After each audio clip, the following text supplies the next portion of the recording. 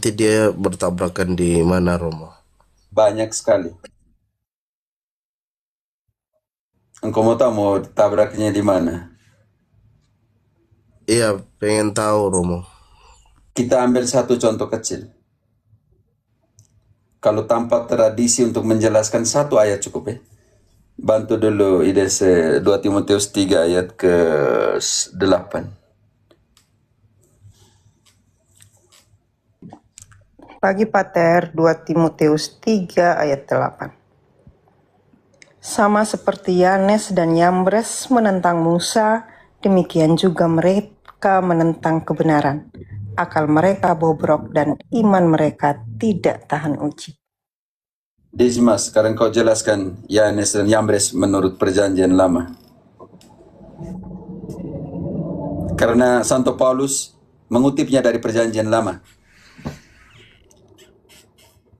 Tidak ada dalam perjanjian lama. Iya, nggak ada, Romo. Lalu bagaimana seorang Protestan menjelaskan di situ? Contoh kecil, saya ambil contoh yang Paulus ambil dari perjanjian lama.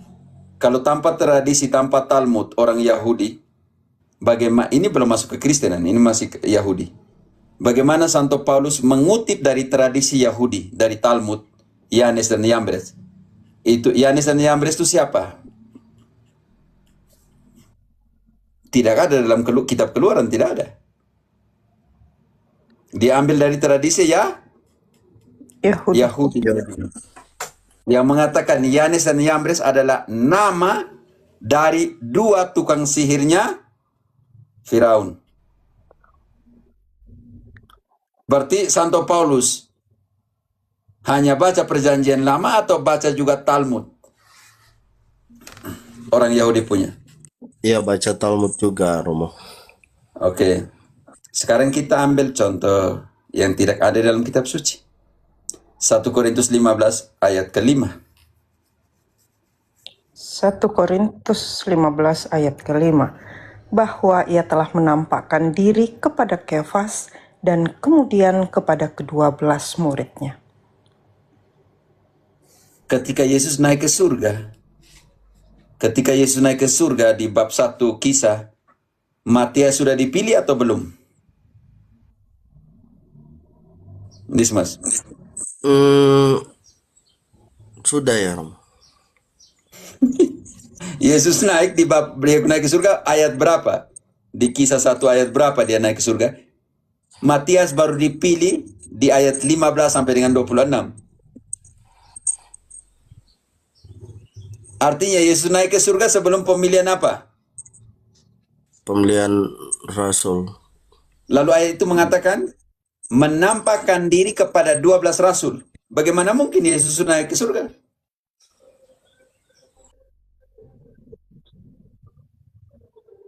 Berarti ambil dari mana?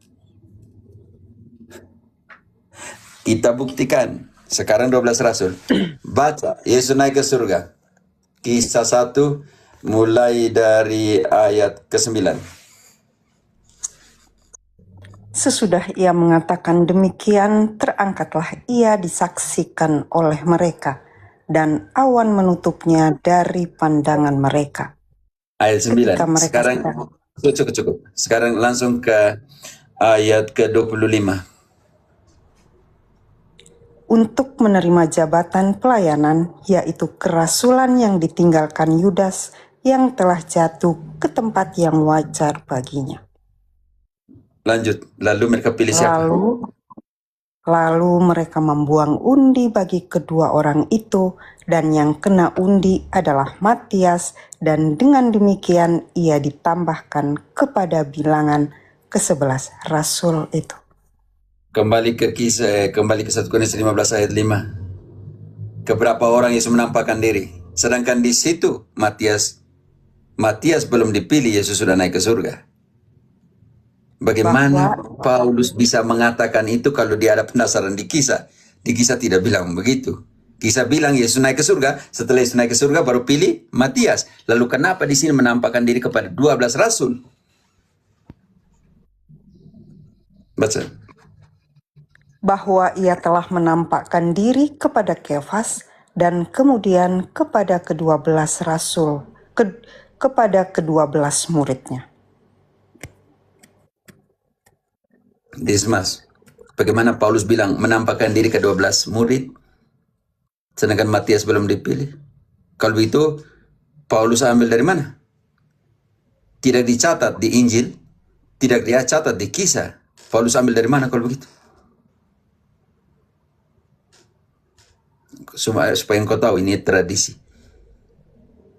Bagaimana seorang Protestan di sini menjelaskan itu? Sekarang ayat 6. Saya butuh Injil di mana yang Yesus menampakkan diri kepada lebih dari 500. Di mana? Sesudah itu ia menampakkan diri kepada lebih dari 500 saudara sekaligus. Kebanyakan dari mereka masih hidup sampai sekarang. Tetapi Dismas, kau buktikan, cukup.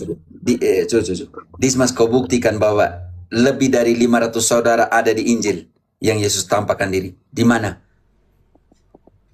Kalau di Alkitab nggak ada, Romo. Kalau itu di mana? Harus ada sumber lah. Lain.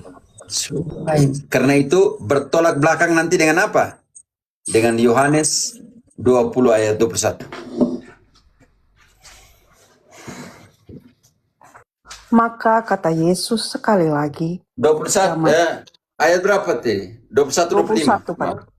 Oh, 21 20 30 dulu. 20 30. 20-30. Memang masih banyak tanda lain yang dibuat Yesus di depan mata murid-muridnya yang tidak tercatat tidak dalam tercatat. Baca kembali balik, jangan tidak bercatat. Baca ulang.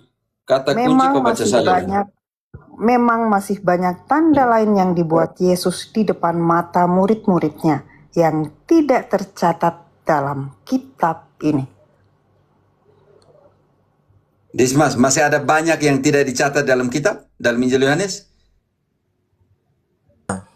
Ada di mana kalau begitu? Kotanya Protestan, ada di mana? Iya, Bab 21 ayat 25.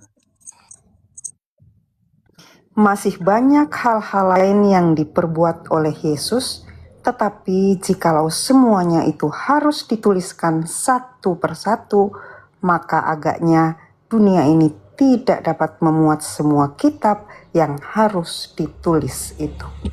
Kalau itu di mana, Dismas? Tidak semua bisa memuatnya. Ada di mana? Ya, di luar Alkitab, Romo. Ya, namanya apa? Engkau belajar ortodoks. Namanya apa? Ortodoks sama. Punya kata yang sama. Kalau kau Protestan memang parah di sini, tidak bisa jawab. Kalau engkau sementara belajar ortodoks, engkau harus tahu di mana nih simpannya. Iya, di tradisi kan. Mau ambil contoh yang lain? Mau nih? Karena itu Santo Paulus bilang kepada di Tesalonika 2 ayat 15. 2 Tesalonika 2:15. Sebab itu berdirilah teguh dan berpeganglah pada ajaran-ajaran yang kamu terima dari kami, baik secara lisan maupun secara tertulis. Dismas, Protestan terima secara lisan dari siapa? Nggak ada, Romo. Nggak ada. Tidak ada. Mereka tidak ada. Mereka tidak percaya tradisi. Yang tadi tidak dicatat taruh di mana? Sekarang kita lihat posisi Yohanes bagus sekali. Yang pertama, Yohanes bilang begini. Dalam 1 Yohanes 1 ayat 1 surat, dia omong tentang tradisi lisan. Tetapi nanti di bab 2 dia omong di 2 Yohanes dia omong tentang tradisi di 1 Yohanes 1 ayat 1 dia omong tradisi tertulis, nanti di bab 2 dia nanti akan omong tentang tradisi lisan. Dan dia lebih memilih tradisi lisan. Apa yang telah ada sejak semula, yang telah kami dengar, yang telah kami lihat dengan mata kami, yang telah kami saksikan, dan yang telah kami raba dengan tangan kami tentang firman hidup, itulah yang kami tuliskan kepada kamu. Dismas, tradisi apa yang dipilih oleh Yohanes di situ? Salah satu tradisi tertentu yang tulis. Betul. Sekarang kita turun ke 2 Yohanes. Coba 2 Yohanes 2 ayat ke-12. Sesungguh pun banyak yang harus kutulis kepadamu. Tak, pelan-pelan. Ya. Sesungguh pun banyak yang harus kutulis kepadamu. Aku tidak mau melakukannya dengan kertas dan tinta, tetapi aku berharap datang sendiri kepadamu dan berbicara berhadapan muka dengan kamu, supaya sempurnalah sukacita kita. Dismas, Rasul Yohanes lebih memilih tradisi apa di sini? Dismas. Iya, Romo. Lanjut, Romo. Tidak. Pertanyaan ini ayat penting sekali. Jawab. Di sini Yohanes lebih memilih tradisi apa? Bukan soal saya lanjut dan tidak. Baca kembali, dia tidak dengar. Engkau dengar baik-baik, Dismas. Ini kata kunci di sini. Sungguh pun banyak yang harus kutulis kepada kamu. Aku tidak mau melakukannya dengan kertas dan tinta, tetapi aku berharap datang sendiri kepadamu dan berbicara berhadapan muka dengan kamu, supaya sempurnalah sukacita kita. Dismas. Ya, Yohanes secara memilih apa? lisan, Romo. Ini penting Lisan. sekali. Kami adalah pelayan-pelayan perjanjian yang baru, tetapi yang dimeteraikan oleh apa? Ini penting sekali, saudara dan saudariku yang terkasih. 2 Korintus 3 ayat ke-5-6. Dengan diri kami sendiri, kami tidak sanggup untuk memperhitungkan sesuatu seolah-olah pekerjaan kami sendiri. Tidak, kesanggupan kami adalah pekerjaan. Ialah membuat kami juga sanggup menjadi pelayan-pelayan dari suatu perjanjian baru yang tidak terdiri dari hukum yang tertulis, tetapi dari roh, sebab hukum yang tertulis mematikan, tetapi roh menghidupkan.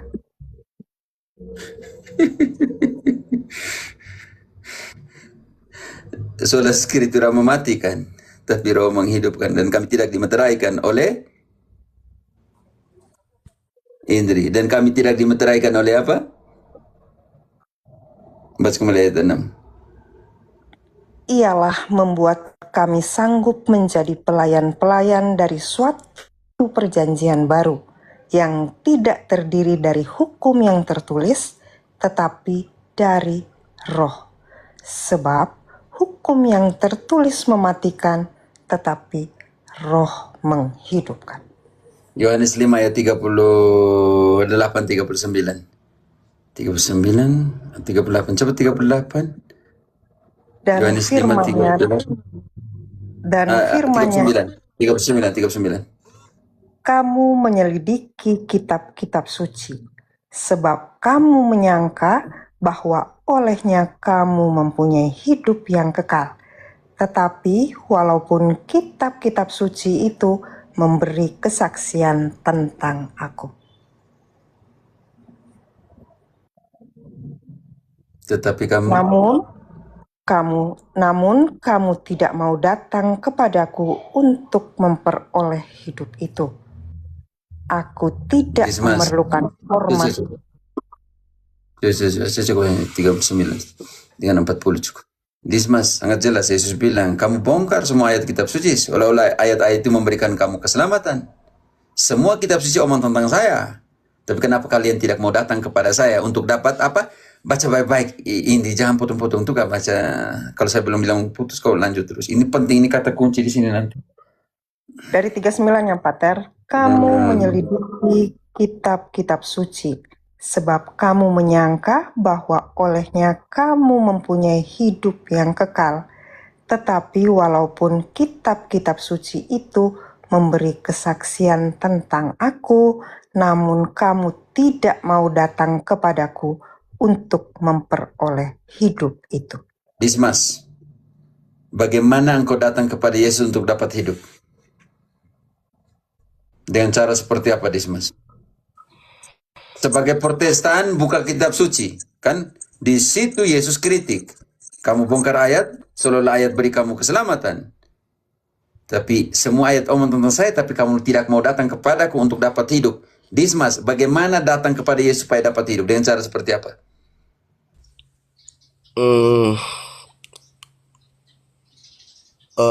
Ekaristika, Romo. Sangat jelas. Oke. Bab selanjutnya dijelaskan. Bab 6. 6 Yohanes 6 Ayat ke-52. Orang-orang Yahudi bertengkar antara sesama mereka dan berkata, bagaimana ia ini dapat memberikan dagingnya kepada kita untuk dimakan? Kenapa Yesus bilang ayat 50? Inilah roti yang turun dari sorga, barang siapa makan daripadanya, ia tidak akan mati. 51. Akulah roti hidup yang telah turun dari sorga. Jikalau seorang makan dari roti ini, ia akan hidup selama-lamanya. Dan roti yang kuberikan itu ialah dagingku, yang akan kuberikan untuk hidup dunia. Orang-orang Yahudi bertengkar. Engkau sudah baca itu buat apa baca lagi kah? Dismas, kau mau ikut yang mana? Sola Escritura? Atau datang kepada Yesus untuk dapat hidup?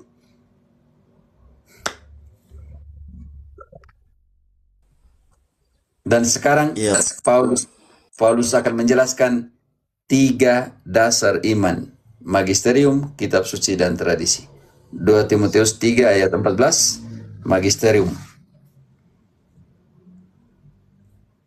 Sedangkan orang jahat dan penipu. 2 Timotius 3 ayat ke-14 bunyi bagaimana?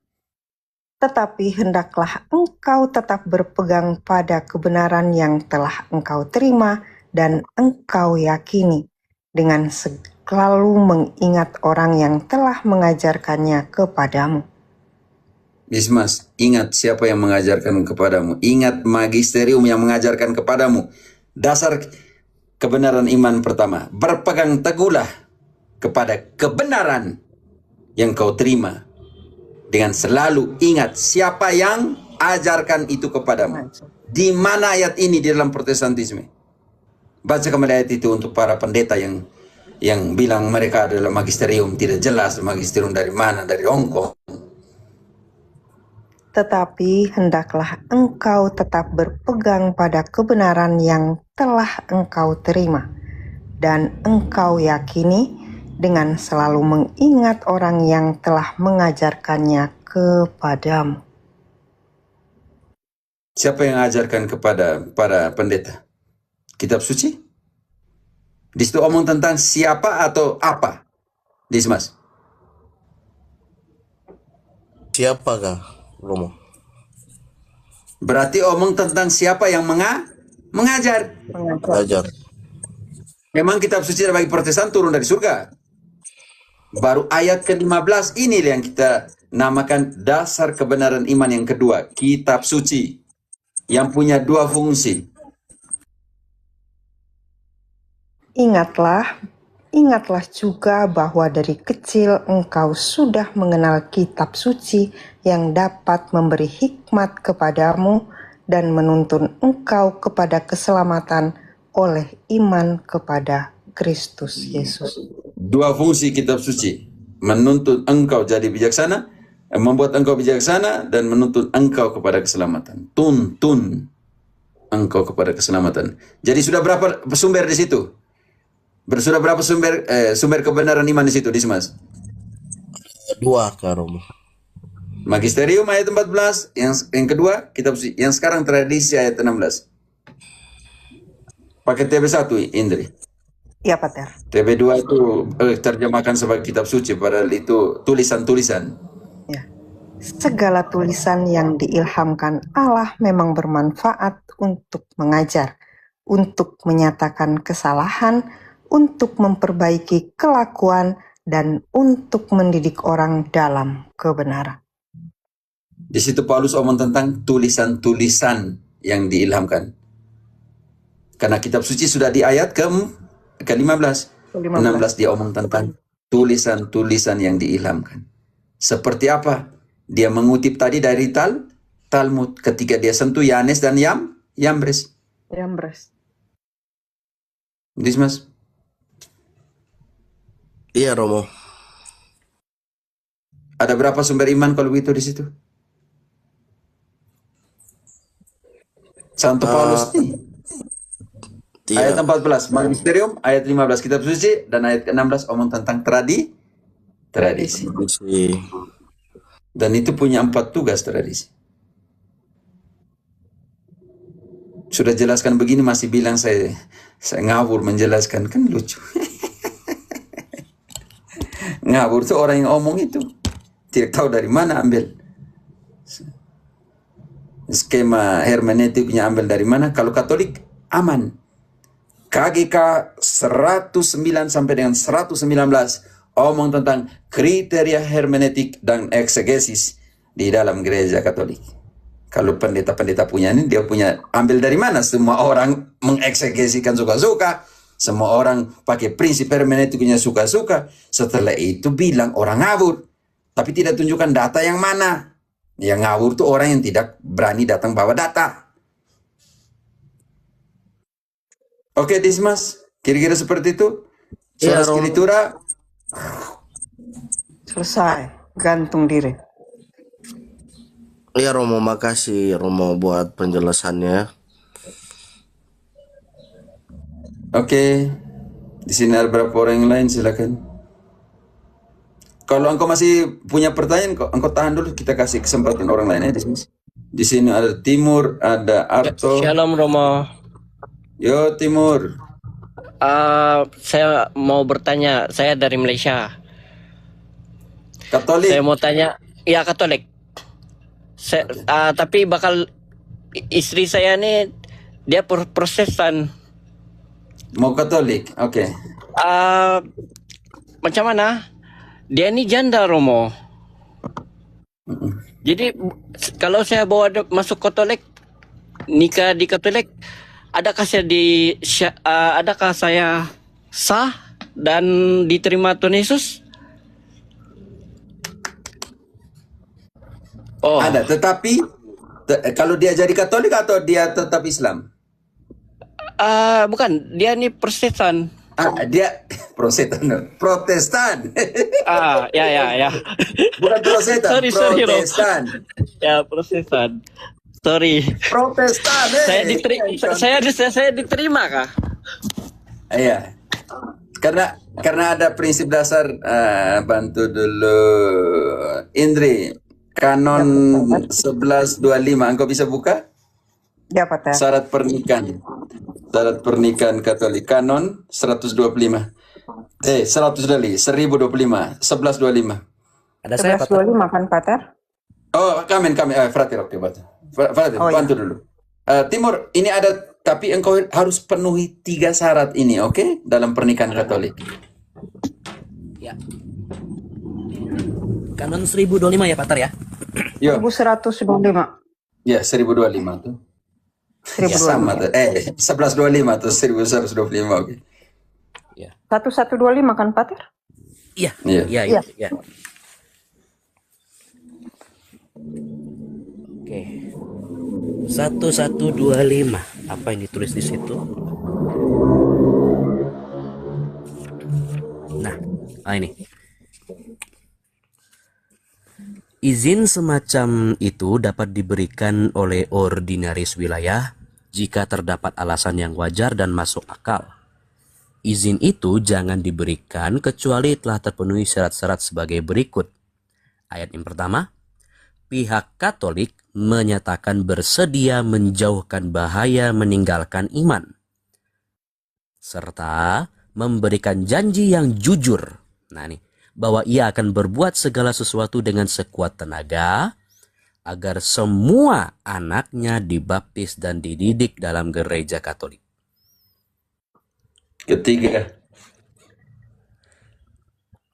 Ayat 3, kedua pihak hendaknya diajar mengenai tujuan-tujuan dan ciri-ciri hakiki esensial perkawinan yang tidak boleh dikecualikan oleh seorang pun dari keduanya. yang keempat. Hanya 3, Pater. Hanya 3 ayat, Pater. Tiga yang empat, yang tiga sudah oke. Timur, tapi engkau harus dekati Pastor Proki ya untuk menjelaskan situasi, oke?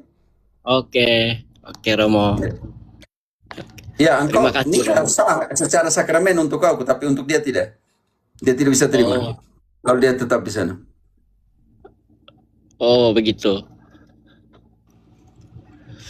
Biarpun, oh jadi kalau anak dia kan ada 3 orang anak. Semua harus anaknya dengan engkau punya harus dibaptis Katolik. Oh ya, oke Romo. Bukan, kau jangan paksa dia anak sebelumnya ya. Anak dengan engkau. Iya. Tidak Romo. Tapi tidak apa tuh kau jelaskan, jangan sampai besok lu sampai masuk Katolik kan kita tidak pernah tahu. Iya. Tapi itu harus lihat apakah dia terikat perkawinan Protestan atau suaminya sudah mati, itu kita harus lihat di situ juga, oke? Dia sudah setuju Romo. Tapi suaminya sudah meninggal, suami yang sebelumnya. Tapi bukan suami dia meninggal. Dorang cerai begitu saja.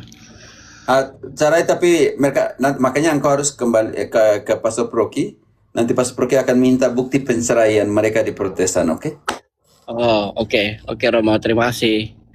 Harus dekat ke Pastor Proki tempatmu lah. Jangan omong di sini lah. Di sini saya jelaskan begini, tapi kira-kira struktur seperti itu. Oh, ya. Oke Romo. Terima kasih. Ya. Oke, baik. Itu saja. Ya. Thank you, Pak Timur. Sama-sama. Terima kasih Romo. Saya keluar dulu ya. Ya, salam. Salam lagi itu. Thank you. Damai serta sejahtera. Ya. Salam ya. Saya pikir engkau Protestan tadi. Tidak, bukan. Sis Isti. Tidak, Isti ini kita Pak Adek dari Oh ya, siap. Papua. Om Arto, Pak Arto, silakan. Isti Halo. masih di sini, oh. Masih Pak, masih. Arto 1. Ya, Arto Pater. 2. Arto di bawah kalau begitu. Di sini Rian, Dok. alkohol di bawah. Rian. Di bawah. Oh, saya pikir alkohol tadi Rian nih. Saya baca salah. Seperti pakai kacamata ini parah nih. Rian. Kabur semua nih nama nih.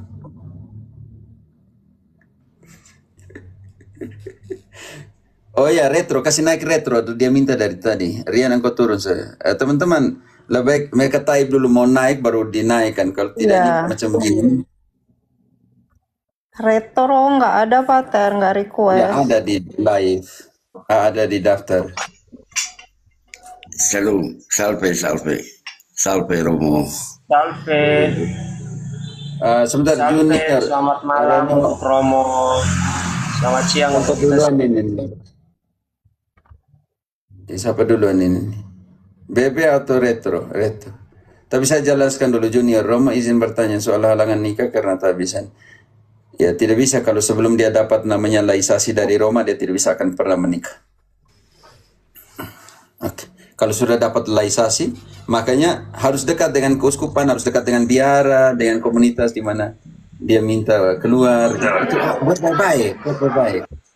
Waduh. Teman-teman jangan lupa naik lah, kita bingung mau dengar yang mana nih. 2 di atas juga belum nih. Jangan lupa naik teman-teman. Oke. Jadi yang junior harus ada proses, oke? Siapa punya mulia? Oh, retro, silakan retro. Retro.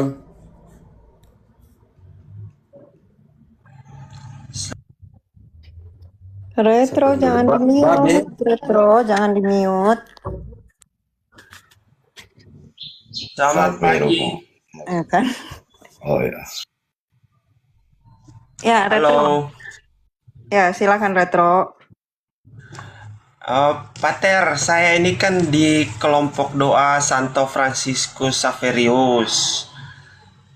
Saya pernah mendapatkan satu pertanyaan begini, Pater. Teman saya ini backgroundnya ekonominya kurang bagus, tapi dia ke gereja mengikuti doa-doa yang kami lakukan. Nah, dia kadang bertanya ke saya, Pater, kenapa Tuhan belum mengabulkan permintaan-permintaannya mengenai perekonomiannya, Pater.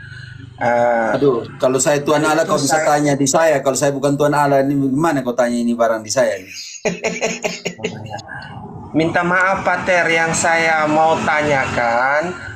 Mungkin jawaban apa yang harus saya kasih ke dia, Pater? Oke. Ya. Yakobus 4 ayat 1 sampai 4. Yakobus Sebentar, 4 mute-kan dulu Retro. Sebentar, sebentar saya jawab dulu Junior tadi, dia mesti tanya banyak. Junior, kalau seorang imam dia tarik diri, dia dapat laisasi dari Roma, dia imam sampai mati, tetapi dia tidak bisa melakukan namanya pelayanan publik. Dia imam sampai mati dan kanon menetapkan kalau seandainya ada emergensi pengakuan dosa, tidak dapat imam tidak datang, terlambat datang, dia diwajibkan untuk mendengarkan pengakuan dan beri absolusi walaupun dia sudah menikah atau dia buat apa di luar. Tabisannya kekal, tetapi gereja memberikan yang namanya laisasi, dispensasi semacam itu. Tidak bisa lagi melayani paroki atau apa semuanya itu. Itu Junior. Tabisannya sampai mati. Hanya dia tidak bisa melakukannya itu di dalam pelayanan publik. Oke, bantu dulu. Kenapa doa-doa kita tidak didengarkan oleh Tuhan? Yakobus 4 ayat 1 sampai 4.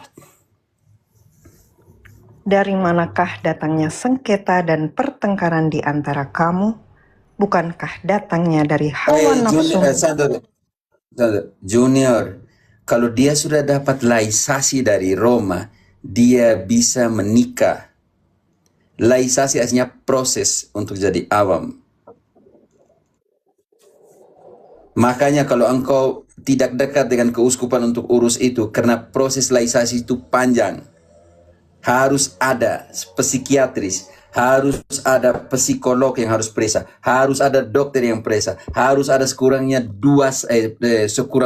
dua saksi yang harus isi pertanyaan semuanya. Harus menjawab 38 sampai 40 pertanyaan pertama, harus menjawab 16-15 pertanyaan, harus kau isi semua itu. Kau pikir mudah? Karena itu, kalau engkau, bukan soal dia terima berapa sakramen, saudaraku. Soal gereja itu berbelas kasih.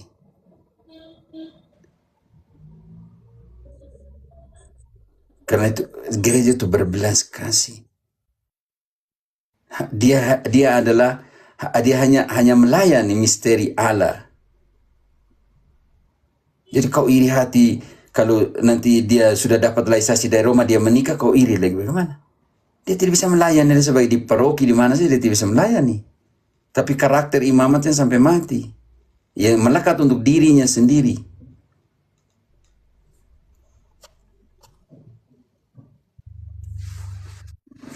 Lebih kau urus kau pendiri, jangan urus imam yang seperti itu. Kalau dia begitu ya urusan Santo Paulus bilang kalau bisa, kalau dia mampu, kalau dia tidak mampu ya lebih baik tarik diri itu daripada dia buat rusak di dalam.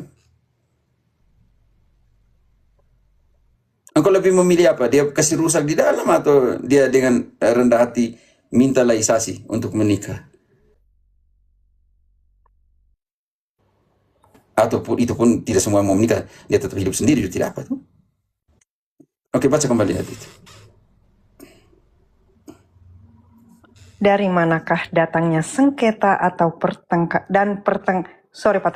Dari manakah datangnya sengketa dan pertengkaran di antara kamu? Bukankah datangnya dari hawa nafsumu yang saling berjuang di dalam tubuhmu? Kamu mengingini sesuatu, tetapi kamu tidak memperolehnya. Lalu kamu membunuh. Kamu iri hati, tetapi kamu tidak mencapai tujuanmu. Lalu kamu bertengkar dan kamu berkelahi. Kamu tidak memperoleh apa-apa karena kamu tidak berdoa. Atau kamu berdoa juga, tetapi kamu tidak menerima apa-apa karena kamu salah berdoa. Sebab Sinyalnya saya yang kamu minta itu hendak kamu habiskan untuk memuaskan hawa nafsumu. Hai kamu, orang-orang yang tidak setia, tidakkah kamu tahu bahwa persahabatan dengan dunia adalah permusuhan dengan Allah? Jadi, barang siapa hendak menjadi sahabat dunia ini, ia menjadikan dirinya musuh Allah. Engkau doa tapi kau paksa Tuhan Allah untuk memuaskan kau punya keinginan. Doa yang terbaik. Lukas 1:38. Doa yang terbaik, ikut Bunda Maria. Kata Maria, sesungguhnya aku ini adalah hamba Tuhan. Jadilah padaku menurut perkataanmu itu. Lalu malaikat itu meninggalkan dia. Retro, doa yang terbaik, berserah kepada kehendak Allah. Jangan paksa dia untuk jadikan. Kau paksa Tuhan Allah supaya buat seperti yang kau kehendaki. Ini jadi persoalan besar. Baik, Pater. Oke. Junior, tanya mohon satu hal. Kalian yang biar imam-imam, suster yang sudah kaul kekal juga dia minta diri harus ada surat dari Vatikan. Bruder, frater kaul kekal, harus ada laisasi karena dia sudah mengucapkan kaul kekalnya. Kamu selama ini hanya lihat imam siapa? Mana? Dia ngakunya SPD, Pater. Kalau dia SPD tidak tahu proses laisasi bagaimana? Roma itu tidak terlalu cepat buat kasih laisasi. Kau tabah tuh. Tunggu tuh. Emang kau minta hari ini langsung Roma langsung kasih. Panjang prosesnya.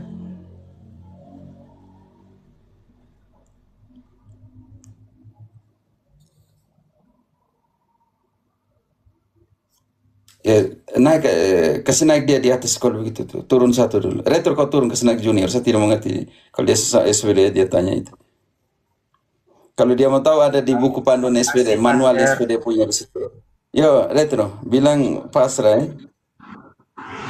Baik, terima kasih Pater. Junior dulu. Naik junior dulu. Junior kau naik, saya tidak mengerti kau persoalan apa type tentang itu.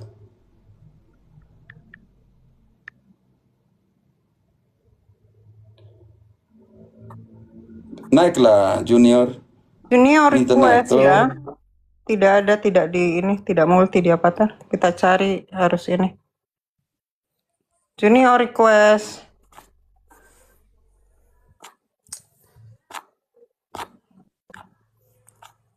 Duh, ini 600 700 orang nih Pater, kita cari. Dia request boleh lah. Nggak ada Pater. Saya minta kau naik. Junior. Semoga sebentar engkau berani naik. Saya tidak mengerti maksud setiap duduk perkaranya apa begitu. Saya sudah jelaskan tadi. Naiklah, santai saja. Ye, pantas, Mo. Akunnya privat, Mo. Tidak usah repot kalau gitu. Iya, nggak bisa, Nggak frater, bisa, nggak nggak bisa. bisa. Kalau akunnya privat nggak bisa. Iya, nggak bisa. Makanya kita cari nggak ada. Dia harus Pantas. request.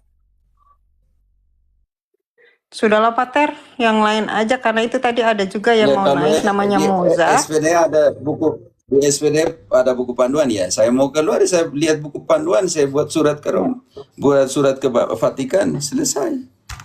Tidak ada masalah. Yang mampu ya mampu, yang tidak mampu tidak mampu. Kenapa kita menghakimi orang? Emangnya kita nanti masuk surga hanya karena omong dia jelek? Janganlah. Kalau gereja tidak menghakimi dia, kamu menghakimi buat apa? Udahlah, yang lain aja Pater. Udahlah, nggak usah Pater. Kita skip Oke, aja yang si lain. siapa? Junior. Silakan. Itu tadi ada Kalau Moza saya Pater keluar ya, mau saya keluar ya, nanya. baik. Saya juga rasa saya tahu diri kan. Iya. Itu ada Moza tadi mau Sebentar nanya dulu, Pater. Dia mau sebentar. naik. SVD. Saya keluar Mana santai. tugasnya? Indri sebentar saya selesaikan dulu baru kau potong.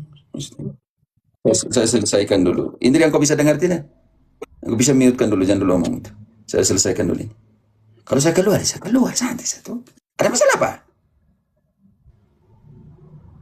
Emangnya kamu mau menjelekin, kamu kasih makan saya.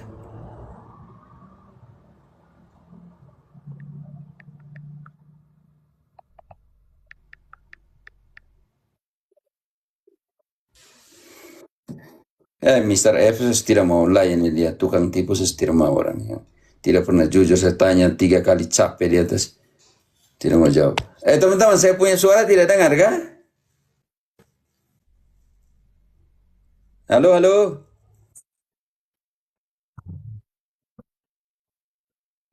Yo, tadi siapa yang mau tanya, Indri? Tadi itu ada si Moza, Pater, dia mau minta naik. Dia mau nanya tentang perpuluhan itu.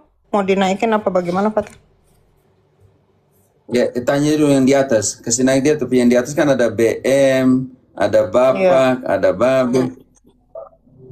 Pak Babe, Pak BN, Bapak rumah tangga ini ada yang mau nanya mungkin? Mau bertanya, Romo? Baik, selamat siang Romo, saya dari BN Sambodo. Yo, BN itu apa BN? BN itu Bani. Hanya nama saya singkat, Bani. Itu saya tidak tahu tempatnya di mana itu, BN. Bani ya, itu pemberian dari orang tua, Romo. Pemberian nama dari orang tua. Tidak, maksudnya dari mana? Kalimantan, Jawa, begitu maksud saya. Saya dari Yogyakarta. Ya, Katolik. Katolik. Oke, di paroki mana, Oh, iya. Pak? Saya dari paroki Santo Aloysius Gonzaga Melati. Oh, Melati. Ya, Saya lama di Kota Baru. Sleman, di Kota Pak. Baru, iya di gereja Kota Baru ya. Ya, Santo Antonius. Iya, Romo. Ada 2 hal yang saya tanyakan Romo pada Romo Cafe. Ya, Yang pertama itu dari agak satu dulu. Itu Romo di Injil Yohanes bab 20 ayat 17. Tentang itu Tuhan Yesus bisa mau dibaca. dipegang tapi ya, saya bacakan. Oke. Kata Yesus, Ya, bisa. kata Yesus kepadanya, Biar ada yang lektor. kata Yesus kepadanya, janganlah engkau memegang aku, sebab aku belum pergi kepada Bapa. Tetapi pergilah kepada Oke, cukup sampai di situ. saudara-saudaraku. Cukup.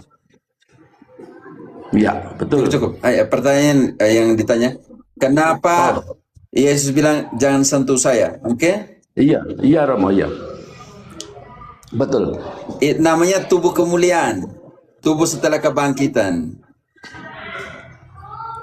Jadi nganu Romo, misalnya setelah Tuhan Yesus bangkit itu memang Tuhan Yesus tidak boleh berinteraksi dengan manusia atau bagaimana tuh Romo? Kalau berinteraksi silakan, tapi tubuh yang dia miliki itu tubuh kemuliaan. Karena itu waktu engkau mati juga, kalau engkau masuk surga engkau akan diberikan. Filipi 3 ayat 20-21. Ya, putus tadi. Oh. Iya. Filipi 3 Saya ayat punya 21. atau siapa punya ini? Saya punya ya. Saya punya kayaknya. Pater tadi kepotong sih memang. Saya pikir punya saya dari Pater yang nge-lag. Halo, 1212. Halo. Iya, saya mencoba cari koneksi ini. Iya. Tidak, halo, saya punya, dengar tidak? Halo, 1212. Dengar, Romo, dengar. Yang ini jelas? Sudah. Jelas. Iya, saya hanya pakai datanya hanya 2 centang, jadi minta maaf. Iya. Oke, saya kembali kepada proses elaborasi tema. Maria Magdalena mau sentuh tubuhnya Yesus. Yesus bilang jangan. Karena yang Yesus miliki adalah tubuh kemuliaan, ya, tubuh yang diperoleh setelah kebangkitannya. Dan kita juga mempunyai janji itu. Kalau kita masuk surga, kita akan diberi tubuh kemuliaan. Filipi 3 ayat 20-21. Karena kewargaan kita adalah di dalam sorga. Dan dari situ juga kita menantikan Tuhan Yesus Kristus sebagai Juru Selamat, yang akan mengubah tubuh kita yang hina ini sehingga serupa dengan tubuhnya yang mulia, menurut kuasanya yang dapat menaklukkan segala sesuatu kepada dirinya. Ben, saya mute-kan karena banyak bunyi di situ. Sudah bisa mengerti tubuh kemuliaan setelah kebangkitan itu? Sudah Romo. Ya? Jadi pada intinya di mata karena Tuhan itu tidak bisa disentuh. Hina. Oke. Hina ya Romo ya. Di mata Tuhan kita ini hina, kemudian tubuh kemuliaan memang sangat mulia sehingga kita tidak boleh menyentuh sesuatu yang mulia ini karena kita hina itu atau bagaimana? Karena begini. Karena yang fana tidak menjadi bagian dalam kerajaan surga. Nyatanya ketika nanti karena itu 1 Korintus 15 ayat 50. 1 Korintus 15 ayat ke-50. Saudara-saudara, saya punya sinyal atau siapa punya sinyal nih ya? Saya punya sinyal. Sudah aman kok, Pater. Aman, Pater. Cuman Pak BN aja yang agak sedikit ini. Jadi agak terganggu. Iya, nggak apa-apa, Pak. Di-mute aja kalau sebelum ini, maaf. Sebelum bertanya, Pater. Pak. Saudara-saudara, inilah yang hendak kukatakan kepadamu, yaitu bahwa daging dan darah tidak mendapat bagian dalam kerajaan Allah, dan bahwa yang binasa tidak mendapat bagian dalam apa yang tidak binasa. Om Ben, tubuh itu yang tidak boleh disentuh oleh Maria Magdalena itu Yesus setelah Yesus bangkit atau sebelum Yesus bangkit? Setelah Yesus bangkit. Makanya itu kita yang fana tidak bisa lagi menyentuh dia yang tidak fana lagi dalam pengertian. Sudah mempunyai tubuh kemuliaan. Karena itu tadi dalam 1 Yohanes 1 15 ayat 50 bilang fana yang tubuh daging dan darah tidak menjadi bagian dalam kerajaan surga. Baca lanjutnya. Paulus bilang saya akan memberikan sebuah rahasia. Sesungguhnya aku menyatakan kepadamu suatu rahasia. Iya. Romo Cafe. Iya, saya di sekolah ini. Pas baru istirahat, baru MBG ini Romo, jadi saya kesempatan untuk bertanya. Kadang-kadang kalau malam itu kebetulan rumah saya dekat tempat ibadah, jadi nggak enak kalau mau tanya-tanya, kecuali juga bising. Jadi saya sudah jelas Romo tentang itu, saya sudah membeli gambaran ya, karena kemarin saya bingung, cuma kesan saya kok Tuhan malah nggak boleh dipegang, kenapa? Tapi setelah mendapatkan jawaban dari Romo Cafe, saya bisa mulai saya sudah sedikit Pak. Ya. Ya, bisa mute-kan sedikit.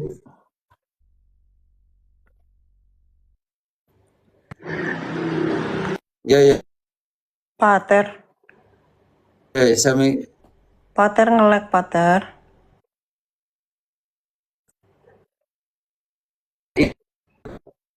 Pater ngelek, Pater, maaf. Pater ngelek. Pater. Kan malah Pater ngelek, Pater. jaringan saya punya, Iya. jaringan saya punya. Saya punya jaringan. Saya punya jaringan yang agak parah. Iya. Saya dengar yang kalian omong. Jangan ulang 10 kali itu. Halo, sudah dengar belum? Sudah. Halo. Sudah dengar Romo. Sudah dengar. Indri, selesaikan dulu. Paulus bilang saya akan mengatakan sebuah rahasia. Ayat ke-51 ya.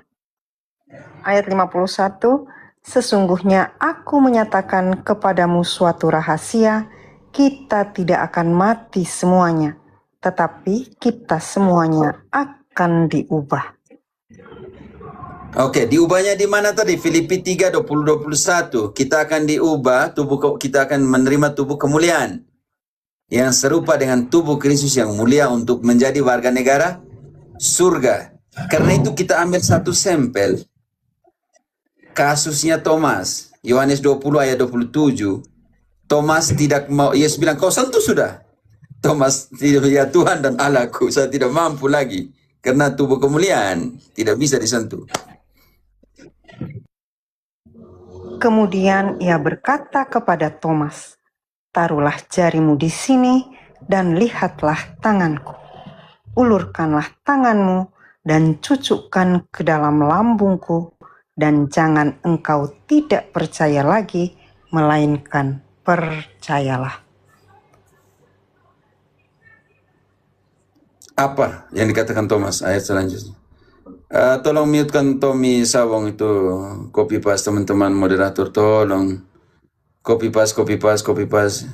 Tommy, engkau tidak pernah berkembang ke kepala, itu hanya patung saya di kepalamu. Ayat 28-nya, Indri. Thomas menjawab dia, ya Tuhanku dan Allahku. Thomas sentuh, Pak BN, Thomas sentuh lukanya Yesus, lambungnya Yesus. Iya. Thomas sentuh. Wah, siapa bilang sentuh? Baca, Thomas tidak sentuh. Siapa bilang sentuh? Oh iya. Hanya melihat saja berarti Romo itu ya. Iya. Dia bisa sentuh. Yesus bilang, datang sini, kau tusuk sini. Tuhan, Thomas bilang 28, ya Tuhanku dan Allahku. Apa kata Yesus ayat selanjutnya? Kata Yesus kepadanya, karena engkau telah melihat aku, maka engkau percaya. Maka berbahagialah mereka yang tidak melihat namun percaya.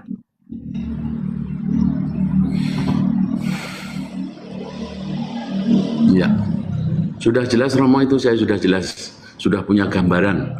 Nanti saya mengganggu waktu yang lain. Yang kedua Romo, saya ingin tanya Romo, ini saya jadi jadi pikiran terus.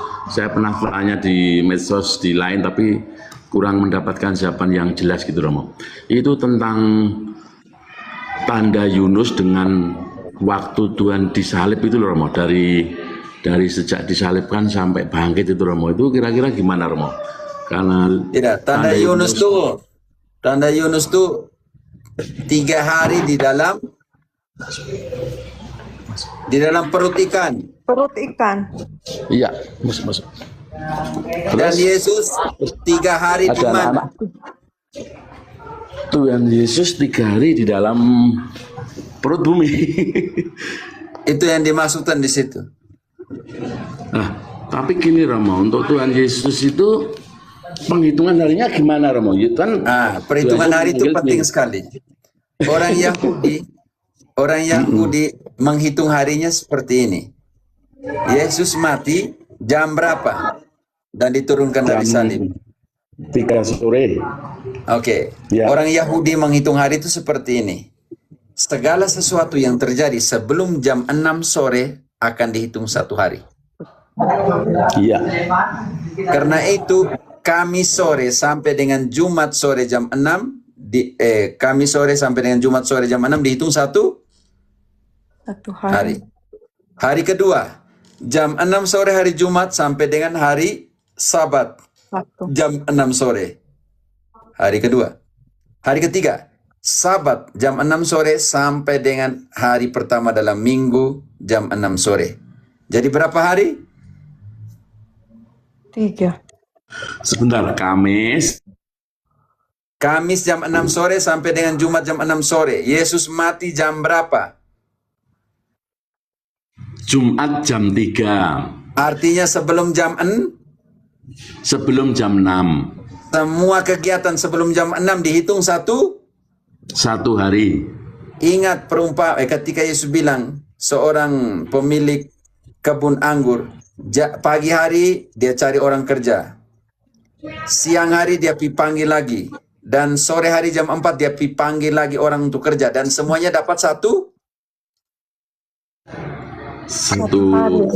Satu dinar. Artinya semua pekerjaan yang dibuat sebelum jam 6 sore dihitung satu hari.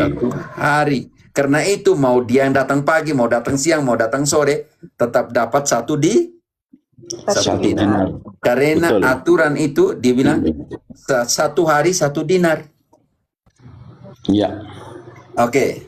Hari pertama sudah selesai karena sebelum jam 6.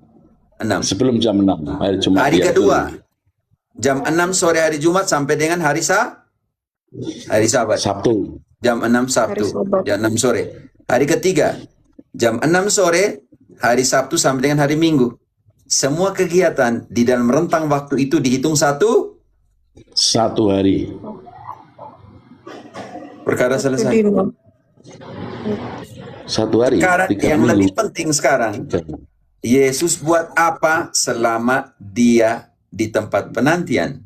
Oke, dia turun ke tempat penantian, dia buat apa? Ini lebih penting pertanyaan. Harus digenapi apa yang Yesus katakan sendiri di dalam Yohanes 5. Yohanes 5 ayat 25 ya. 5:25. Aku berkata kepadamu, sesungguhnya saatnya akan tiba dan sudah tiba bahwa orang-orang mati akan mendengar suara Anak Allah dan mereka yang mendengarnya akan hidup. Ben Sambo. Ya. Orang-orang mati akan mendengarkan suara anak Tuhan Yesus sendiri. Tuhan Yesus sendiri. Kalau begitu dia harus pergi ke sana atau tidak? Harus. Oke, 1 Petrus 4 ayat 6. 1 Petrus 4 ayat 6. Itulah sebabnya maka Injil telah diberitakan juga kepada orang-orang mati, supaya mereka sama seperti semua manusia dihakimi secara badani, tetapi oleh roh dapat hidup menurut kehendak Allah. Ini saya mau masuk sedikit. Di situ dikatakan bahwa supaya orang-orang mati mendengarkan atau tidak mendengarkan Injil. Mendengarkan. Artinya gugur di sini Protestan bilang mereka sudah mati, mereka tidak dengarkan. Iya. Sudah. Oke. Ya. Ini penting. Kalau begitu supaya orang-orang mati mendengarkan pemberitaan Injil, Yesus harus ke sana. Bab 3-nya IDC ayat 18-19. Yesus pergi ke sana atau tidak? Sebab juga Kristus telah mati sekali untuk segala dosa kita.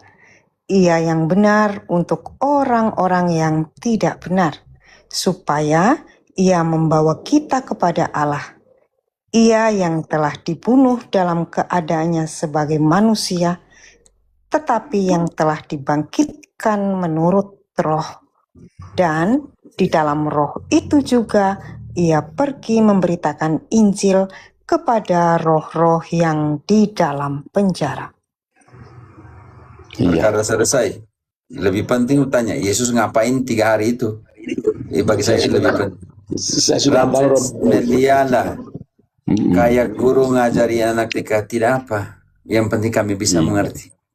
Daripada engkau diajarin bayar persepuluhan, janji iman, buah sulung.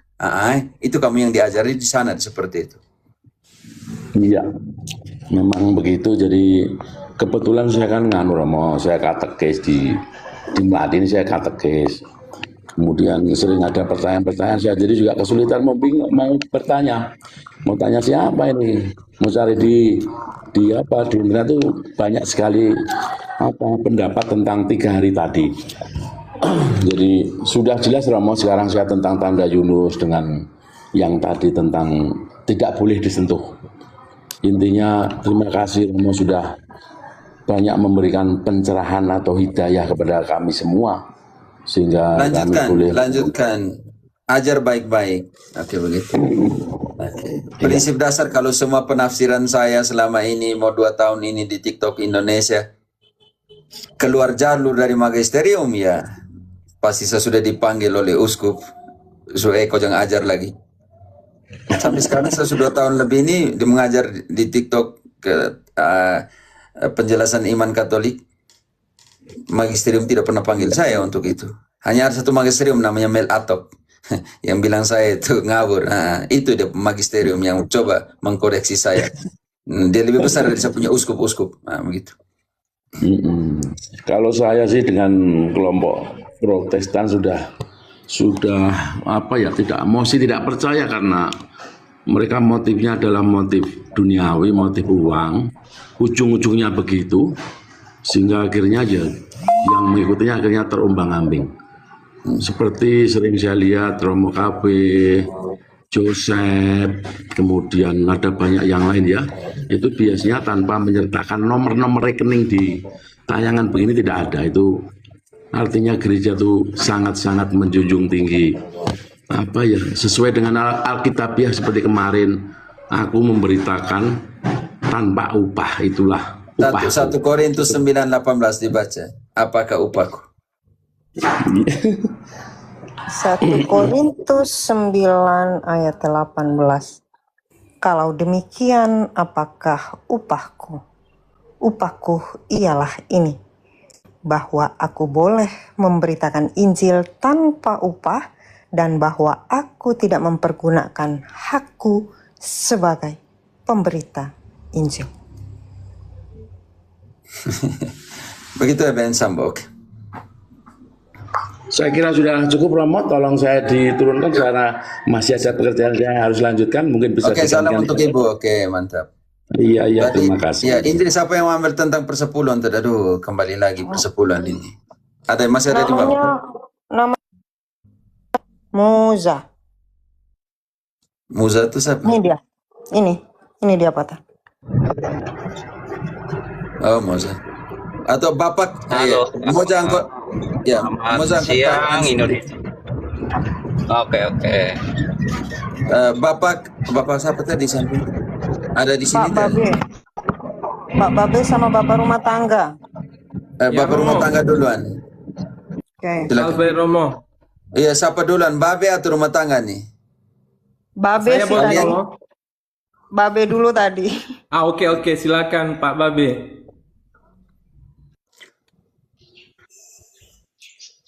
Ini Babe atau Babe? Babe silakan Pak B.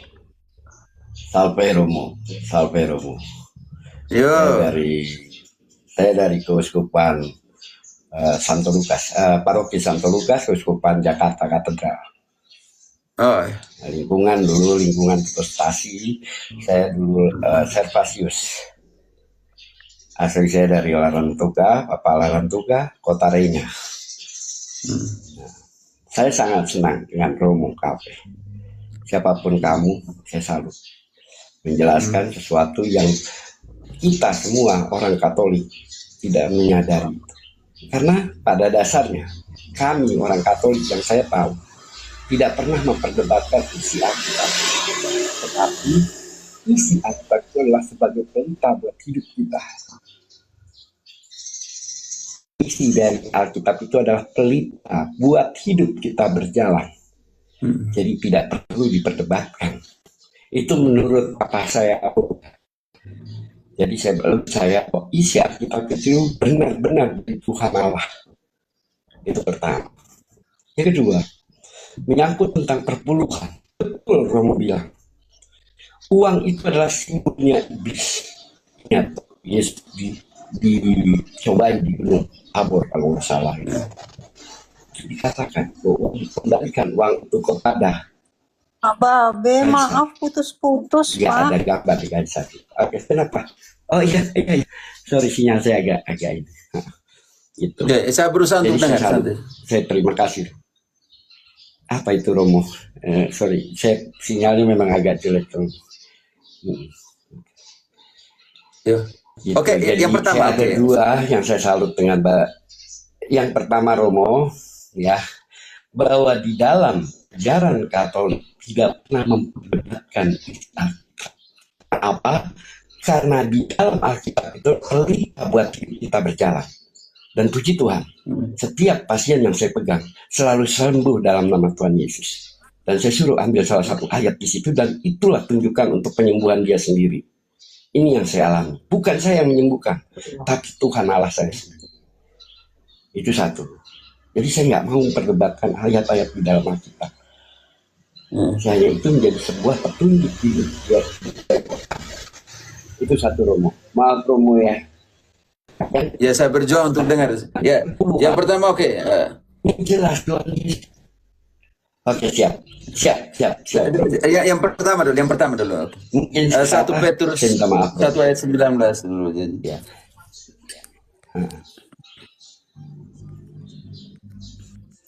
Oh ya, gini, Babe mungkin di off-kan kameranya aja ya, sinyalnya kedengeran putus-putus itu. Mungkin kameranya. Coba kalian bisa mute-kan kameranya, bisa. Oke, yang pertama dulu. 1 Petrus 1 ayat 19, kalau tidak 2 Petrus. Sepertinya 1 Petrus. Melainkan dengan darah yang mahal, 2 Petrus. yaitu Kalau tidak 1 Petrus, 2 Petrus 1:19. dengan demikian kami makin diteguhkan oleh firman yang telah disampaikan oleh para nabi. Tahan dulu di situ. Alangkah baik. Firman meneguhkan. Sekarang firman jadi pelita. Lanjut.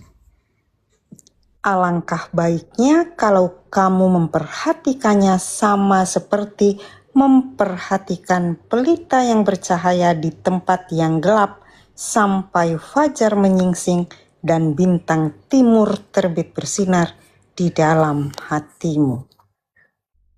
Firman adalah pelita. Tapi Babe, Opa di sini karena dia jadi pelita,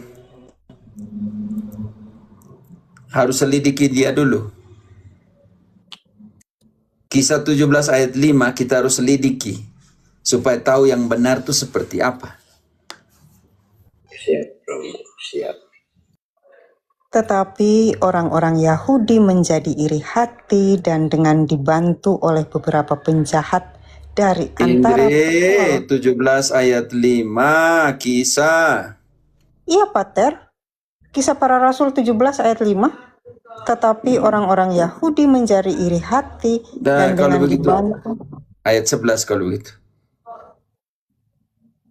Orang-orang Yahudi di kota itu lebih baik hatinya daripada orang-orang Yahudi di Tesalonika, karena mereka menerima firman itu dengan segala keleraan hati, dan setiap hari mereka menyelidiki kitab suci untuk mengetahui apakah semuanya itu benar demikian.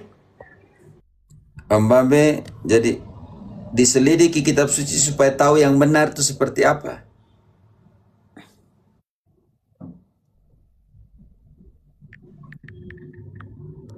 Begitu Babe, periksa kitab suci, selidiki tiap hari supaya tahu yang benar itu seperti apa. Siap Romo. Siap. Oke Om Babe, tentang persepuluhan biar ke Om Mosa karena tema yang sama dengan Om Mosa tentang yang kedua tadi tentang persepuluhan. Oh ya. Mosa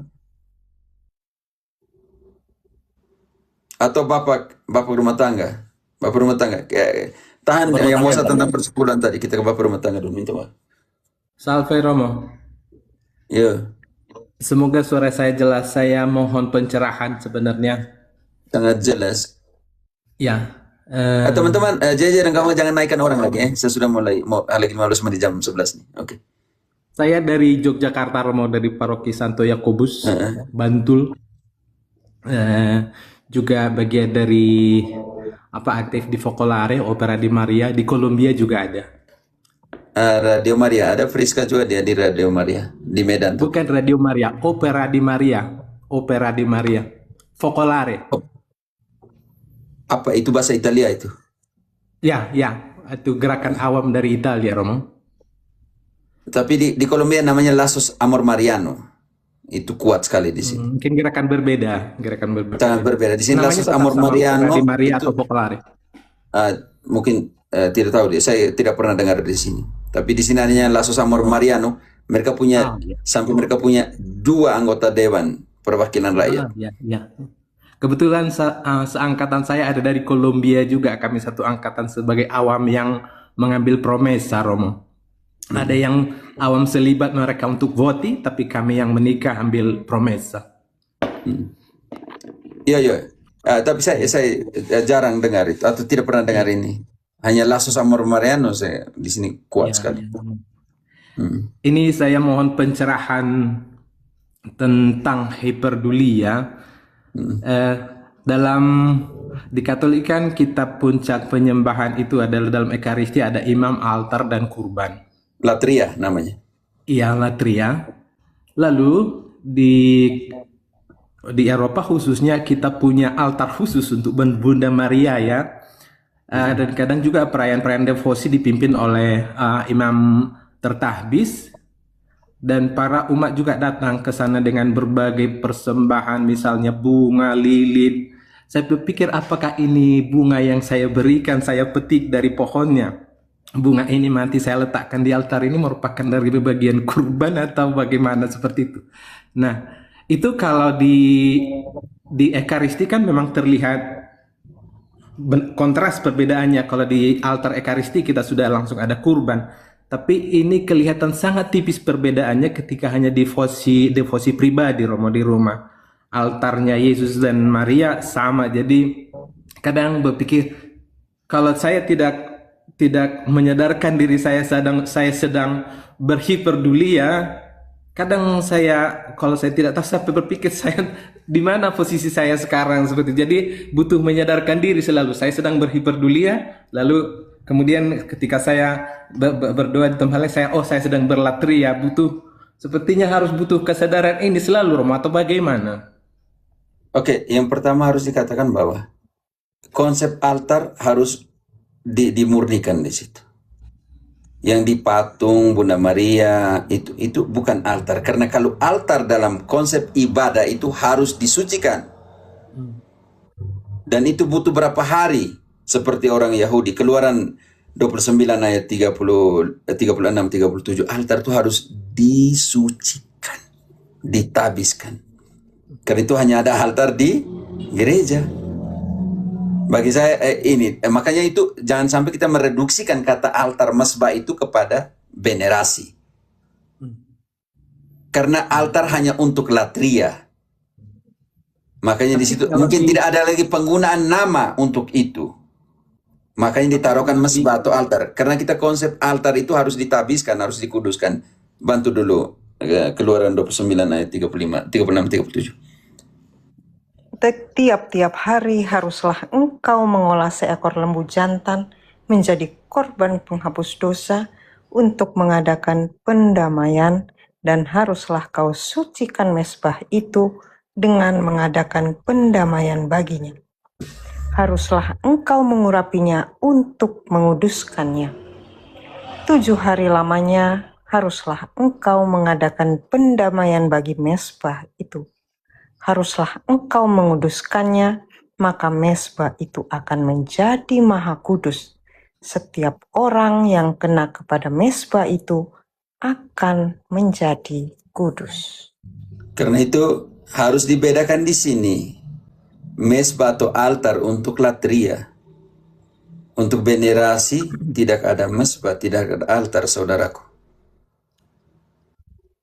Apa perbedaan altar? Misalnya kalau di Roma, misalnya kan Roma ada altar khusus, di banyak basilika itu altar khusus untuk Bunda Maria, dan ada juga misalnya Imam Tertahbis memberkati dengan mendupai altar itu seperti itu. Jadi saya Itu lihat monumen. Saya tidak, kada altar hanya untuk ekaristi di dalam gereja. lalu tempat patung Bunda Maria Karena ditahtakan altar itu, ya, karena altar itu saudaraku hanya untuk mempersembahkan kurban.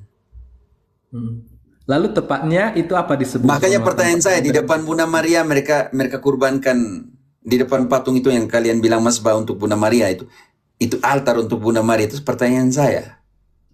Ditabiskan oleh seorang uskup? Karena uskup adalah yang memberkati gereja. Ditabiskan altar itu ditabiskan oleh seorang uskup untuk merayakan ekaristi? Kalau itu bukan altar dalam konteks ini. Makanya altar dalam konteks kitab suci, saya omong altar dalam konteks kitab suci. Ya. Makanya jangan mereduksikan altar latria sama dengan altar untuk venerasi. Ya, saya Itu paham, tempat di Romo. mana kalian taruh bunga, taruh lilin, taruh apa. Jangan samakan.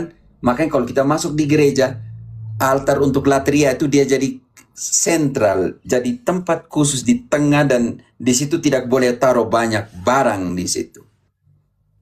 Karena tugasnya untuk taruh ostia. Ostia artinya korban. Ya.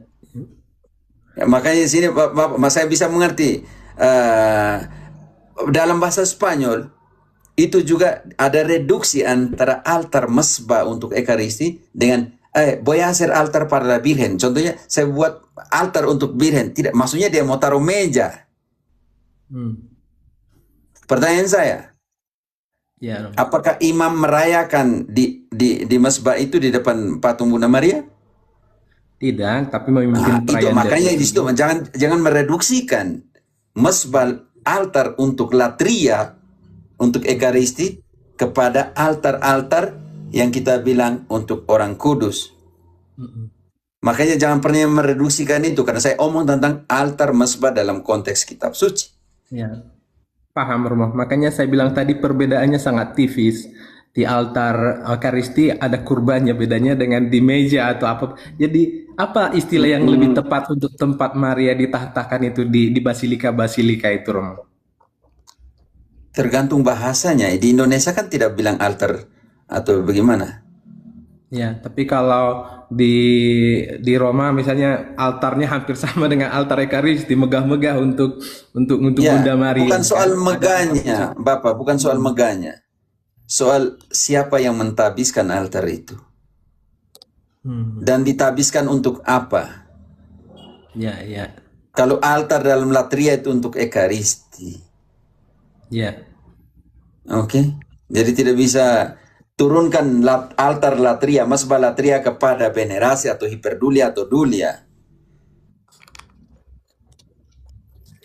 Ya, ya, ya. Berarti walaupun suatu altar di mana Bunda Maria ditahtakan misalnya, itu beda dengan pemberkatan altar Ekaristi ya, Romo, ya, berkatnya beda dengan altar untuk itu ya. Makanya tadi itu mesbah tadi dikuduskan 7 hari. Ya, ya. Bagi orang Israel, karena di sanalah mesbah di mana dikorbankan anak domba. Ya, ya. Berarti kalau di altar Maria misalnya tidak ada tanpa relikwi, Romo, ya, hanya di altar Ekaristi yang juga disertakan Tidak akan relikwi, pernah ya? ada religi ya, karena di situ hanya ada. Ya. Baik, Romo, terima kasih banyak. Ya, makanya ada namanya itu fenomena di mana mereduksikan altar mesbah latria kepada dulia. Ini yang saya lihat dengan penggunaan kata, oke? Dengan menggunakan kata yang sama. Ya. Ya, karena kita tidak tahu lagi mau buat pakai kata apa di situ kan? Oh, altar untuk Bunda Maria, begitu kan? Oh, altar untuk santo itu. Ternyata kalau kita lihat konteks biblis, altar itu hanya untuk mempersembahkan korban, dan itu harus ada imam. Ya, ya, ya. Oke. Terima kasih, Romo. Yo. Ya, bagus, pertanyaan bagus sekali supaya nanti ada satu reduksi katanya di situ, digunakan kata yang sama tetapi makna yang sangat berbeda. Dan kita harus kembali kepada makna altar itu sesungguhnya. Ya. Secara biblis ya tempat di mana dikorbankan. Ya, ya, Romo. Dalam perjanjian lama Dalam ritus Harun, anak domba yang dipersembahkan di atas altar, sedangkan dalam perjanjian baru adalah roti dan anggur yang jadi tubuh dan darah. Yang dipersembahkan di altar adalah bantu dulu 1 Korintus 5 ayat 7. 1 Yang Korintus dikorbankan di sana. Apa yang dikorbankan di sana? Maksudnya bukan kita bunuh Yesus tiap hari, maksudnya yang dikorbankan di sana. Kan Protestan bilang, kamu berarti ke Yesus mati tiap hari. Buanglah ragi yang lama itu, supaya kamu menjadi adonan yang baru, sebab kamu memang tidak beragi.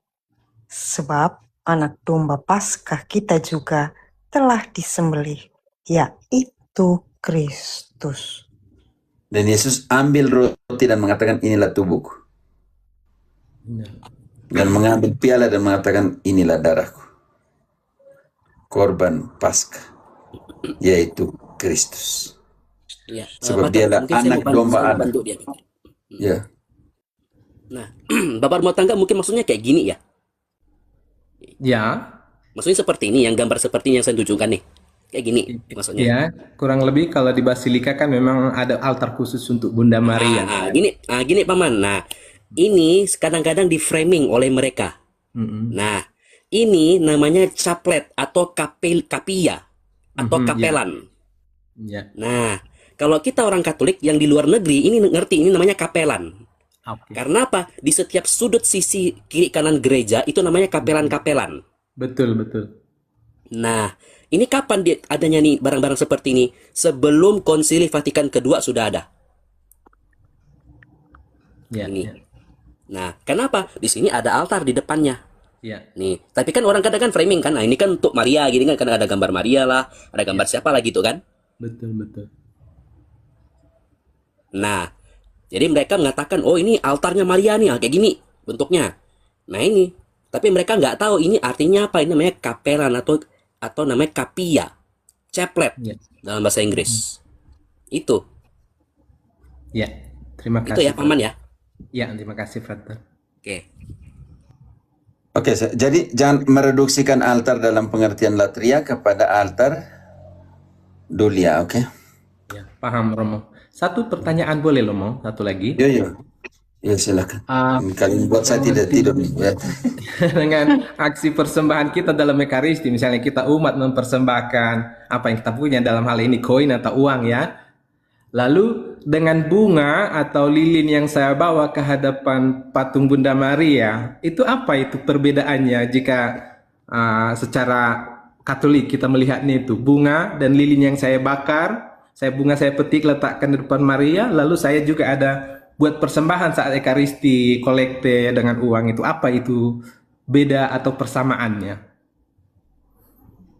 Oke, yang uang ya.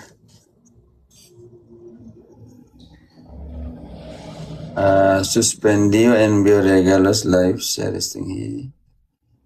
Saya tidak mengerti kenapa dia buat begini. Tidak ada pemberitaan dari apa namanya? Dari TikTok. TikTok kenapa ada resting here? Oh ini mau restriction give mo. Give itu di restriction. Dibatasi. Give-nya dibatasi. Oh iya, saya tidak tahu, saya tidak urus dengan itu barang, saya tidak tahu barang-barang itu. Oke. Ya ini kena PL ini, PL ini, gift-nya kita ditutup. Oh berarti kena. ada Ini yang ada. iri Pater, ada yang iri karena banyak gift, makanya di ini. Kasihan deh lu yang iri. Tidak dapat gift ya. Oh my god, iri hati ya, kasihan deh lu. Oh, bilang ada yang melakukan suherensi ya, supaya jangan kasih gift. Saya bingung, saya tidak cari itu saya bingung Dia aduh Tuhan ada. iri Pater, dia iri. Tidak cari barang-barang itu tuh. Oke. Yang pertama persembahan yang kau bilang koin, uang dan semuanya, oke? Itu yang pertama, oke. 2 Korintus 9 ayat 6. Camkanlah ini, orang yang menabur sedikit akan menuai sedikit juga, dan orang yang menabur banyak akan menuai banyak juga. Lanjut. Hendaklah masing-masing memberikan menurut kerelaan hatinya, jangan dengan sedih hati atau karena paksaan, sebab Allah mengasihi orang yang memberi dengan sukacita. Bisa mengerti itu? Berikanlah dengan segala suka? Ya, paham Romo. Segala sukacita. Pertanyaan kedua, bagaimana dengan apa tadi? Bunga dan semua di gereja ya? Dihubungkan misalnya dengan bunga yang saya petik, saya buat di depan patung Bunda Maria atau lilin yang saya bakar di depannya. Apa itu disebut namanya? Apakah persembahan juga atau apa? Kolekte, kalau di gereja kan kolekte namanya Romo. Tidak, kolekte itu persembahan, tidak ada hubungan dengan itu. Coba ya.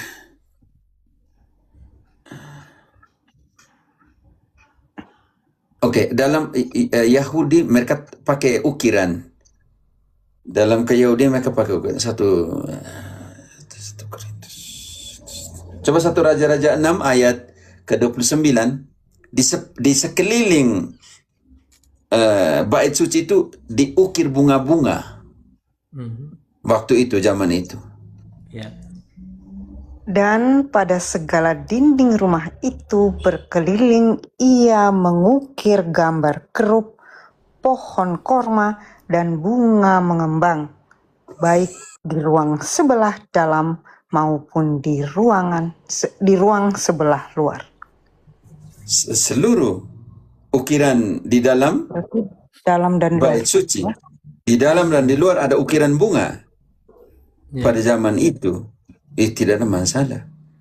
Ya, bukan masalah yang saya maksud, tapi sikap tindakan saya itu apa itu disebut? Kalau di Karisti kan ketika saya memberi tuang itu disebut dengan kolekte. Ada kolekte.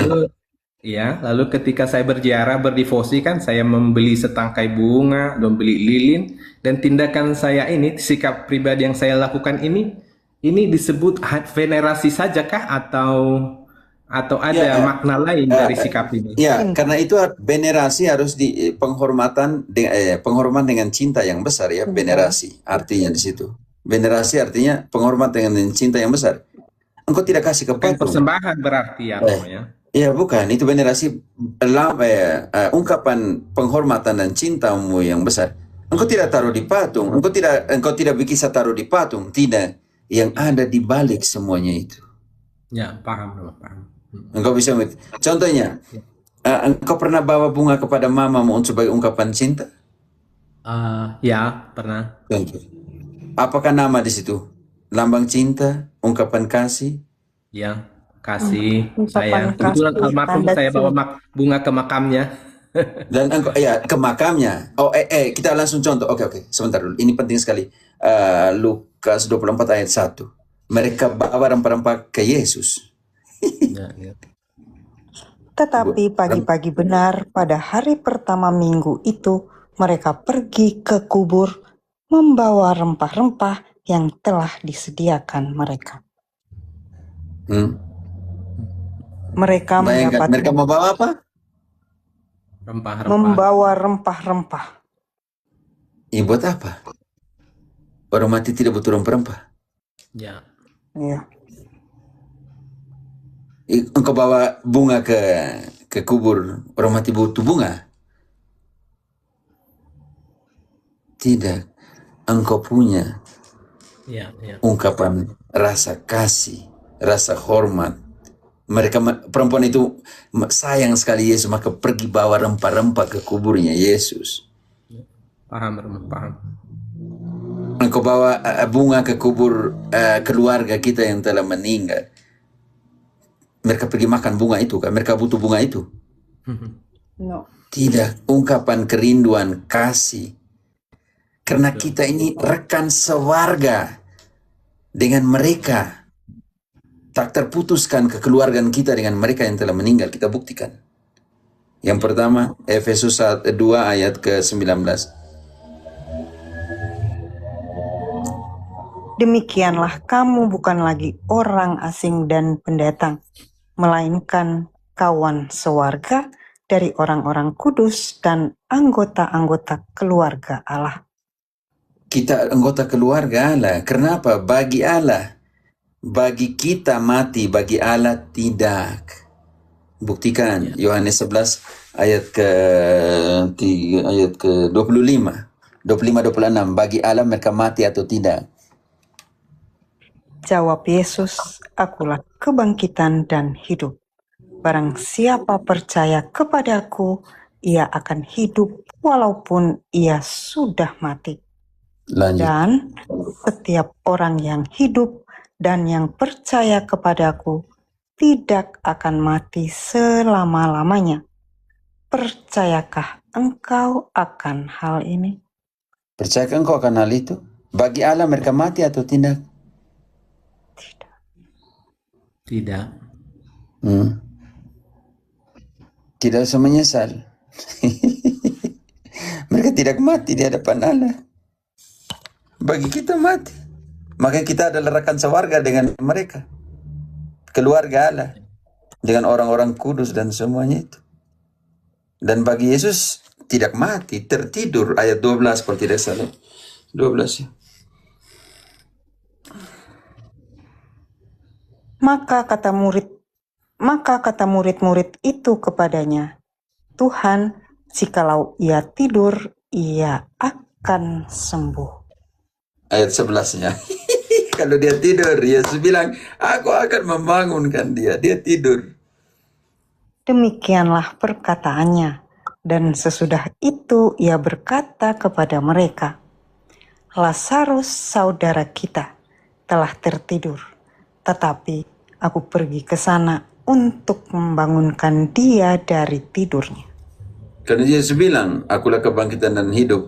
Barang siapa yang percaya kepadaku, akan hidup walaupun sudah, kata past tense, sudah mati. Dia tidur, saya pergi bangunkan dia.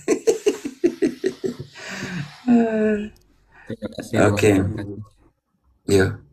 Artinya engkau ungkapkan cinta kepada mereka yang hidup, tapi bukan di sini lagi. Artinya di sana. Tidak ada masalah. Yang kau lihat itu patung, tapi yang kau lihat di belakang patung itu ada siapa yang tetap hidup selamanya. Paham. Yang telah mengenakan tubuh kemuliaan. Mungkin sekalian Romo dengan lilin yang selalu dibahas oleh Mel Atok, kalau lilin dibawa ke kubur, apa itu katanya? Mungkin langsung dijawab aja Romo. Kalau kita kan tiara bawa lilin gitu. Izin turun ya Romo. Izin selah, mohon maaf. Izin selah. Izin selah, Romo. Izin selah Romo. Romo, saya izin turun ya, mau doa siang. Sampai Tuhan Yesus memberkati kalian semua ya. Tuhan Yesus memberkati. Terima kasih. Terima kasih Pak Babe. Amang, terima kasih. Oke. Jadi Pak, itu moza bagaimana? Nanti aja atau? Iya, selesai. Lilin sama dia, rempah-rempah. Bawa ke Yesus buat apa rempah-rempah?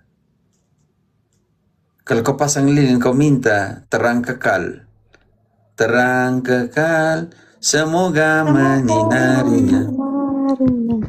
Tidak masalah. Kau bawa bunga juga tidak masalah. Siap. Kesian ya Protestan ya. Kalau itu orang mati lepas tutup, saya tidur, saya doakan dia tuh, lepas kopi kubur sendiri tuh orang mati tuh kalau gitu.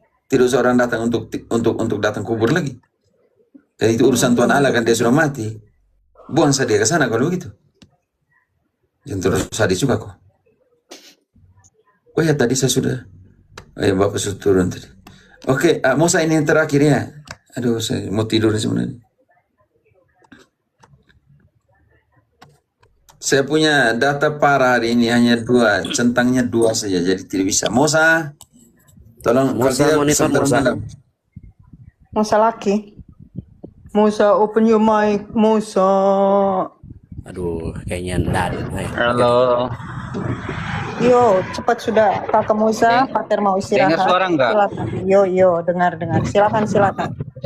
Langsung Pertanyaan aja. aku pada intinya aja ya Romo, maaf. Aku Katolik juga Romo. Ya, aku Katolik juga Romo. Pertanyaan aku hanya ke intinya aja. Ini kalau kami sopir ini persembahan persepuluhan boleh apa enggak? Persepuluhan. Hasil Katolik. dari, iya aku Katolik. Iya aku Katolik. Lah ngapain Katolik kira persepuluhan? persepuluhan. Nah maksudnya persembahan Ini saya bingung nih siapa persepuluhan. mau jawab nih dia nih. Angkot saya nih. Halo. Karena begini Romo, dengar dulu deh, bentar-bentar. Karena aku ada sisipkan uang persembahan persepuluhanku dari hasil kerjaku yang jadi supir untuk membantu beli kursi kapela kah atau untuk anak-anak yatim kayak gitu. Apa itu boleh atau enggak? Ya bisa, karena beri ke imam. Karena yang berhak dalam perjanjian baru, bantu dulu Indri. Ibrani 7 ayat 1. Ibrani 7 ayat 1. Sebab Melkisedek adalah Raja Salem dan Imam Allah yang Maha Tinggi. Ia pergi menyongsong Abraham ketika Abraham kembali dari mengalahkan raja-raja dan memberkati dia. Lanjut. Abraham memberikan apa? Kepadanya pun Abraham memberikan 1/10 dari semuanya. Menurut arti namanya Selesai. Hanya garis bawah di persepuluhan. Oke, secara biblis, saya omong, secara biblis, ritus Melkisedek lah yang berhak untuk menerima persepuluhan. Karena itu Abraham memberikan ke Melkisedek 1/10. Di dalam perjanjian lama, ritus Harun yang menerima. Tetapi di dalam bab 7 ayat 11-12 nanti ke bawah, ritus sudah dirubah, bukan lagi ritus Harun, melainkan ritus Melkisedek. Tetapi walaupun begitu, imam-imam Katolik mempunyai hak persepuluhan. Dia tidak pernah meminta persepuluhan kepada siapapun. Mosa, kalau engkau tanya saya sebagai imam, itu kebebasan hatimu untuk memberikan. Tetapi kalau engkau tanya saya, persepuluhanmu itu untuk apa? Untuk beri donasi supaya bangun gereja, kursi gereja, silakan berikanlah itu. Tetapi kalau mau tanya saya, kalau itu persepuluhan sesungguhnya untuk siapa? Bantu dulu. Ulangan 26 ayat 12. Kalau tidak 26, 29 ayat 26. Apabila Ulangan. Ulangan 26 ayat Ulangan 26 ayat 12 ya Pak Teh? Apabila dalam tahun yang ketiga, tahun persembahan persepuluhan, engkau sudah selesai mengambil segala persembahan persepuluhan dari hasil tanahmu, maka haruslah engkau memberikannya kepada orang Lewi, orang asing, anak yatim, dan kepada janda, supaya mereka dapat makan di dalam tempatmu dan menjadi kenyang. Yakobus 1:27.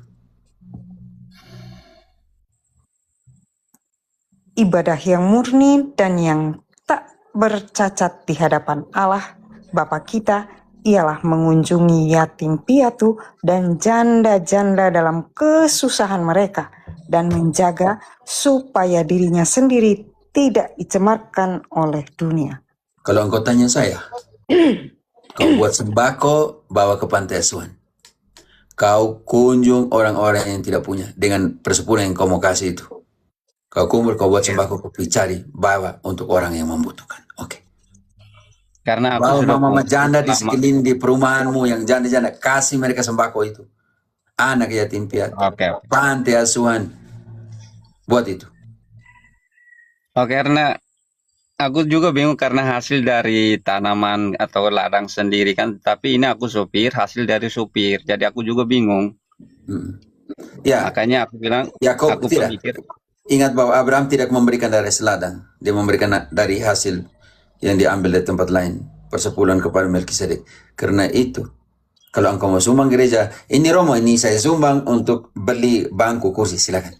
Kalau kau tidak, kau beli sembako, bagi kepada mama janda di kompleksmu yang membutuhkan, anak yatim piatu, rumah jompo, orang asing yang duduk itu. Kau buat bungkusan 1 untuk apa? Untuk para pemulung. Kau kasih mereka sembako, pasti mereka senang sekali, bahagia. Oke. Oke, oke penjelasannya. Karena aku juga bingung karena hasil dari tanaman aku juga bingung ini nanti mau kasihnya ke siapa karena sudah terlanjur aku bikin. Ya, tanaman itu untuk di dalam konsep perjanjian lama, oke? Dan ternak. Oke. Tapi itu, Oke. Musa, apa yang kau buat ketika aku telanjang? Bantu dulu. Matius 25 ayat ke-42. Sebab ketika aku lapar, kamu tidak memberi aku makan. Ketika aku haus, kamu tidak memberi aku minum. Ketika aku seorang asing, kamu tidak memberi aku tumpangan. Ketika aku telanjang, kamu tidak memberi aku pakaian. Ketika aku sakit dan dalam penjara, kamu tidak melawat aku. Lalu mereka pun akan menjawab dia katanya, Tuhan, bila mana kami melihat engkau lapar atau haus, atau sebagai orang asing, atau telanjang atau sakit, atau dalam penjara, dan kami tidak melayani engkau, maka ia akan menjawab mereka, Aku berkata kepadamu, sesungguhnya segala sesuatu yang tidak kamu lakukan untuk salah seorang dari yang paling hina ini, kamu tidak melakukannya juga untuk aku. Musa? Dan Ya, dengar. Lakukanlah itu, oke? Karena aku aslinya Katolik, Romo. Aku aslinya Katolik. Karena ada orang type di bawah komen bilang aku ini. Tidak usah repot dengan mereka. Aku asli Katolik. Aku asalnya NTT, Malaka, Paroki Santo Lukas Wekfau, dan juga Paroki Dekanat Melakang Katedral Atambua. Oke, jangan repot dengan mereka. Matius 10 ayat 42. Barang siapa yang memberikan air sejuk ini kepada orang kecil ini karena engkau adalah muridku Musa, aku telah mendapatkan upahnya, kata Yesus.